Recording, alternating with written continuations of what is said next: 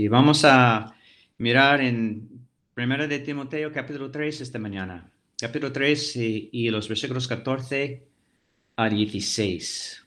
Primera de Timoteo capítulo 3 y los versículos 14 a 16 para continuar nuestro estudio en esta epístola. Y dice, esto te escribo, aunque tengo la esperanza de ir pronto a verte, para que si tardo, sepas cómo debes conducirte en la casa de Dios, que es la iglesia de Dios viviente, columna y baluarte de la verdad. Y indiscutiblemente grande es el misterio de la piedad. Dios fue manifestado en carne, justificado en el Espíritu, visto de los ángeles, predicado a los gentiles, creído en el mundo, recibido arriba en gloria. Que el Señor bendiga a su palabra esta mañana. Y en segundo de Crónicas, capítulo 26, versículo 15, leemos que la muralla de Jerusalén tenía columnas y baluartes para su defensa contra el asalto de enemigos. Para su defensa, los reyes de Israel fortalecieron las esquinas de la muralla con baluartes, de donde los guerreros podían proteger la ciudad de enemigos. Y cuando Pablo dice que la iglesia es columna y baluarte de la verdad, da un cuadro de una fortaleza que tiene su defensa bien construida para defender contra el asalto de enemigos.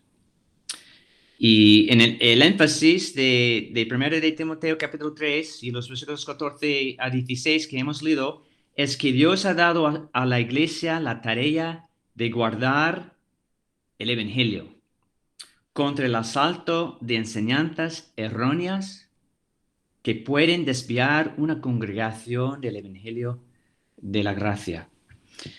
Los versículos 14 al 16 se dividen en dos partes. Los versículos 14 y 15 vemos el propósito de la carta de Timoteo.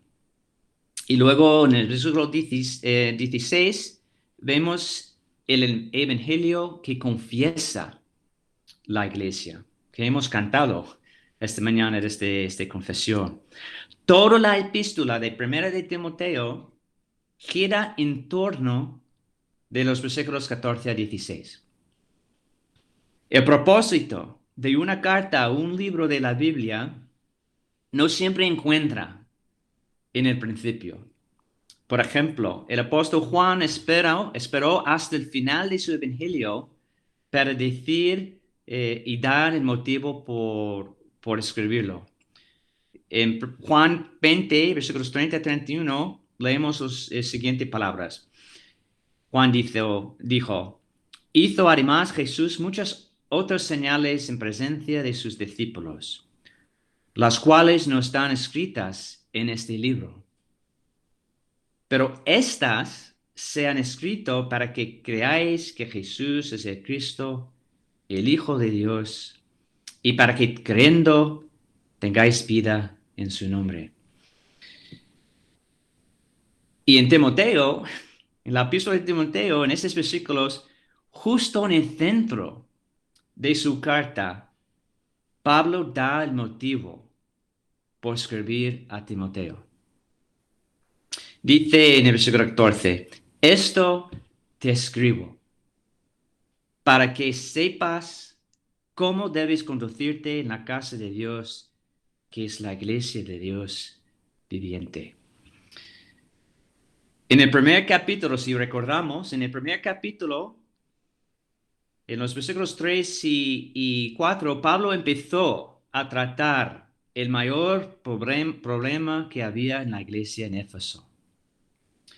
Pablo muestra la diferencia entre la enseñanza errónea que unos enseñaban acerca de la ley con el evangelio verdadero de la gracia en su propia vida. El hecho de que dijo que era una buena palabra y digno de ser anunciado, que Jesús vino a este mundo para salvar a los pecadores. Y luego en el capítulo 2, Pablo corrige la conducta de algunos en la congregación, si recordamos. Esa conducta fue el resultado de la falsa enseñanza. Exhorta cierta conducta y prohíba otra. Y vemos esto en los versículos, capítulo 2, versículo 1, versículo 8, versículo 11 y 12. Y vemos que en el principio, en versículo 1, capítulo 2, que algunos no querían orar por ciertos tipos de personas, ni tampoco daban gracias por ellos. En la congregación había algunas personas que estaban enfadados con otros y habían disputas, según el versículo 8 del capítulo 2. Había mujeres que intentaban tomar las riendas y hacerse cargo del liderazgo en la congregación, según los versículos 11 y 12 del capítulo 2. En el capítulo 3, Pablo dirige su atención hacia una descripción de personas que son adecuadas para el liderazgo de la iglesia. Da una lista breve de algunos de los requisitos que un hombre debe cumplir para ser anciano o diácono en la iglesia. Después del texto que hemos leído esta mañana, capítulo 3, 14, 16, después del texto, hoy, el final de la capítulo 3, que Pablo comienza el capítulo 4 con la palabra pero. Y dice, el comienzo del capítulo 4, pero el Espíritu dice claramente que en los postreros tiempos algunos aposterarán de la fe, escuchando a espíritus engañadores y a doctrinas de demonios. A partir del capítulo 4, Pablo va a dar algunas aplicaciones y advertencias prácticas a la luz de lo que acaba de decir en estos versículos, por lo cual toda la epístola gira en torno de los versículos 14 a 16. En esos versículos Pablo da el fundamento o base de lo que ha dicho hasta ahora en su epístola y también de lo que va a decir a la continuación. Las escrituras, y eso nos enseña una cosa, enseña que las escrituras no solo hablan de nuestro comportamiento, sino que van más allá de nuestra conducta para darnos la razón por el comportamiento que nos piden. Las escrituras no nos trata como niños pequeños, con una lista de conducta y de prohibiciones. Nos da un entendimiento de la razón para tomar decisiones correctas acerca de cómo debemos vivir como la iglesia de Dios. Por eso no debemos pensar en las escrituras como un libro de prohibiciones, sino según 2 de Timoteo 3, los versículos 16 y 17, como la palabra inspirada por Dios y útil para enseñar, para reprender, para corregir, para instruir en justicia, a fin de que seamos perfectos, equipados para toda buena obra. Estos versículos y 1 de Timoteo 3:15 nos hace razonar el porqué de nuestra conducta. La palabra debes, cuando dice, para que sepas cómo debes conducirte en la casa de Dios, que es la iglesia de Dios viviente. La palabra debes implica que Pablo no da una opción de cómo uno se conducta en la iglesia, sino da un mandato. Un mandato. Y este matiz de mandato lo hemos visto desde el principio. Por ejemplo, Pablo, su apostolado, dice, su apostolado era por mandato de Dios, nuestro Salvador, y del Señor Jesucristo, nuestra esperanza. Y luego en versículo 3 dice que ha dejado Timoteo en Éfeso para que cuando fue a Macedonia, Pablo, para que Timoteo mandases a algunos que no enseñen diferente doctrina. Y vemos este matiz en el versículo 18 de capítulo 1, también cuando dice a Timoteo, este mandamiento, hijo Timoteo, te encargo. Pablo manda a Timoteo por el beneficio de la congregación Éfeso, cuando dice,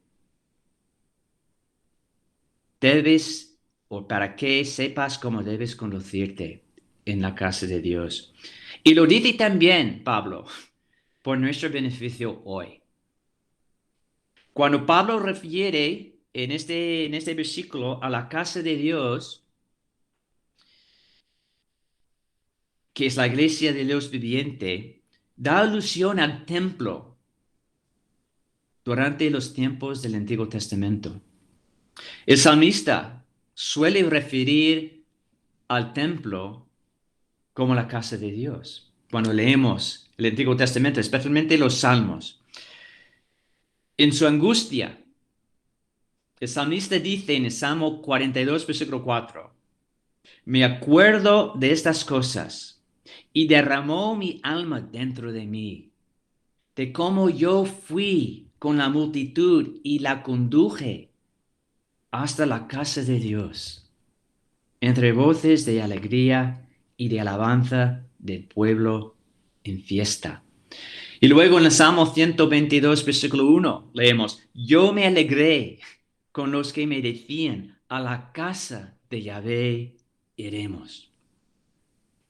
Y si recordamos en el libro de Hechos, cuando el Espíritu Santo cayó sobre la iglesia en el día de Pentecostés, entró en ellos, en la gente, como la gloria de Dios entró en el templo después que Salomón terminara de construirlo. Que la iglesia recibió la gloria de Dios cuando el Espíritu Santo cayó sobre ella. Pablo refiere a la iglesia en Corinto como templo de Dios, cuando dijo en 1 Corintios 3, 16 y 17 lo siguiente, ¿no sabéis que sois templo de Dios y que el Espíritu de Dios mora en vosotros? Si alguno destruyere el templo de Dios, Dios le destruirá a él, porque el templo de Dios, el cual sois vosotros, santo es. Pablo en 1 de Timoteo 3:15 describe la casa o templo de Dios como la iglesia del Dios viviente. Dios mora en ella, Dios mora en la iglesia, como Dios mora en nosotros como iglesia. Que vivamos a la luz de esta realidad. Un entendimiento que la iglesia es el templo del Dios viviente sirve como la base de toda exhortación de Pablo en su carta y por extensión a nosotros en cómo vivir para su gloria en la iglesia. En la segunda parte de este versículo, en versículo 15, dice que la iglesia es columna y baluarte de la verdad. Y al final de versículo 15, Pablo refiere a la verdad. Y en el versículo 16, al misterio de la piedad. Y en ambos casos, Pablo refiere al Evangelio, porque da una exposición del Evangelio en el versículo 16. Columna y baluarte de la verdad implica que la tarea principal de la iglesia es guardar y proteger el evangelio. No quiere decir que el evangelio depende de la iglesia o que el evangelio tiene su origen en la iglesia. Más bien dice que el evangelio ha sido encomendado a la iglesia. Guardar el evangelio es la tarea principal de la iglesia. Pensamos en Apocalipsis, el libro de Apocalipsis, los capítulos 2 y 3, a las cartas a las iglesias. Nos enseña que cuando una iglesia deja de ser columna y baluarte del evangelio, Cristo la juzga y luego deja de ser la verdadera iglesia de Dios. El propósito en 1 de Timoteo es exhortar a la iglesia a velar por el evangelio. Y luego versículo 16, la confesión de la iglesia. En el versículo 16 concuerda con esta tarea principal de guardar el evangelio de Jesucristo. Dice en el versículo 16, y indiscutiblemente grande es el misterio de piedad. Grande es este evangelio. Dios fue manifestado en carne, justificado en espíritu, visto de los ángeles, predicado a los gentiles, creído en el mundo, recibido arriba en gloria. Y la palabra indiscutiblemente literalmente quiere decir por confesión general. Implica que todos deben confesar que el evangelio es grande y su verdad es indiscutible y no negociable. El misterio de la piedad se refiere al mensaje del evangelio que se conoce en Cristo. Y dice que en versículo 16, el contenido, este versículo da el contenido del evangelio, que es el misterio de la piedad. Así que vemos aquí otra vez en las escrituras que el misterio no refiere a algo desconocido, sino algo conocido en Cristo. El hecho de que Pablo está exponiendo, descubriendo para nosotros este misterio en el versículo 16. Y tenemos la palabra de Pablo en Colosenses 1:27 que dice el siguiente: a quienes Dios quiso dar a conocer las riquezas de la gloria de este misterio entre los gentiles. Está hablando del evangelio en Colosenses, que es Cristo en vosotros la esperanza de gloria. El misterio en las escrituras refiere a algo conocido, revelado en Cristo. Y la piedad o santidad de Dios se manifestó en Jesucristo. Recordamos lo que dice Juan capítulo 1, versículo 14. Esta revelación de esta gloria, esta piedad, esta santidad. Cuando dice, y aquel verbo fue hecho carne y habitó entre nosotros. Y vimos su gloria, gloria como del unigénito del Padre, lleno de gracia y verdad. En el Evangelio se revela una justicia que no es nuestra, pero que por fe Dios nos imputa a nosotros la justicia de Cristo, para que seamos santos delante de Dios. Recordamos esas palabras muy conocidas que decimos muchas veces en nuestra iglesia. 2 de Corintios 5:21. Al que no conoció pecado, por nosotros lo hizo pecado, para que nosotros fuésemos hechos justicia de Dios en él. Entonces, ¿qué es esa maravillosa confesión que la iglesia ha guardado desde los tiempos de Cristo? Que la iglesia ha guardado durante el siglo XVI, cuando los reformadores guardaron el Evangelio verdadero para la iglesia. Este Evangelio que está guardado y ha sido guardado por los grandes confesiones de la Reforma. Pues versículo 16 dice que Dios fue manifestado en carne. Dios se encarnó en la persona de Jesucristo. Que Cristo fue justificado en el Espíritu, en su bautismo y en su ministerio, en su resurrección y en su ascensión. Cristo fue confirmado por el Espíritu como el Hijo de Dios. Leemos las palabras de Pablo en Romanos capítulo 1 y los versículos 3 y 4, cuando está hablando de Cristo y dice acerca de su Hijo de Dios, nuestro Señor Jesucristo, que era del linaje de David, según la carne, que fue declarado Hijo de Dios con poder, según el Espíritu de santidad, por la resurrección de entre los muertos.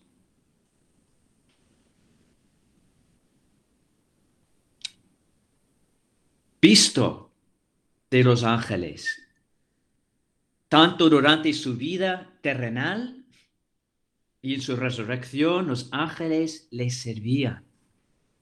Leemos en el libro de Hechos y también en los Evangelios, por ejemplo en Marcos, capítulo 1, versículo 13, dice, y Cristo estuvo allí en el desierto 40 días, y eres tentado por Satanás y estaba con las fieras, y los ángeles le servían.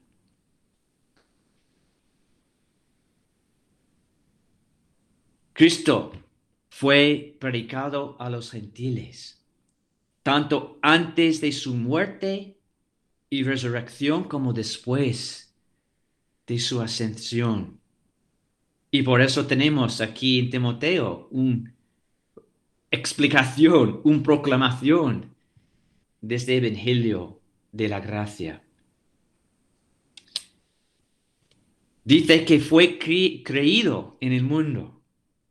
El resultado de la proclamación del Evangelio de Jesucristo es el crecimiento de su iglesia entre toda nación y gente, como vemos en el libro de Hechos, de nuevo, y en las epístolas de Pablo y de Pedro, de Santiago y de Juan. Y dice al final que fue recibido arriba en gloria. Ahora Cristo se sienta a la diestra del Padre, donde intercede por su iglesia. Romanos, de nuevo, Romanos 8, capítulo 8, versículo 34, dice, ¿quién es el que condenará? Cristo es el que murió, más aún el que también resucitó, el que además está a la diestra de Dios, el que también intercede por nosotros. Hermanos, cuán grande es nuestra confesión, ¿verdad? Este maravilloso evangelio de la gracia. La tarea de la iglesia es guardar este evangelio, guardar el evangelio de la gracia contra las malas enseñanzas, contra los enemigos de la cruz que quieren cambiar el mensaje de evangelio. Por eso es importante que Pablo ha dado estas instrucciones a la iglesia en Éfeso de cómo conducirse en la iglesia, cómo deben elegir hombres y nombrar y reconocer hombres aptos para enseñar, para ser ancianos, hombres que guardan el misterio del evangelio con una conciencia limpia como diáconos, para guardar este precioso evangelio de la gracia. El conocimiento bíblico del Evangelio de Jesucristo es fundamental para que nuestra iglesia sea saludable. Así que Pablo nos ha dado esta epístola. Dios nos ha dado esta epístola de Primera de Timoteo para que sepamos cómo debemos conducirnos en la iglesia, en la casa de Dios, que es la iglesia de Dios viviente, columna y baluarte de la verdad. Nuestra tarea principal, guardar y proteger el Evangelio verdadero de la gracia. Que el Señor bendiga su palabra y que el Señor bendiga su iglesia. Amén.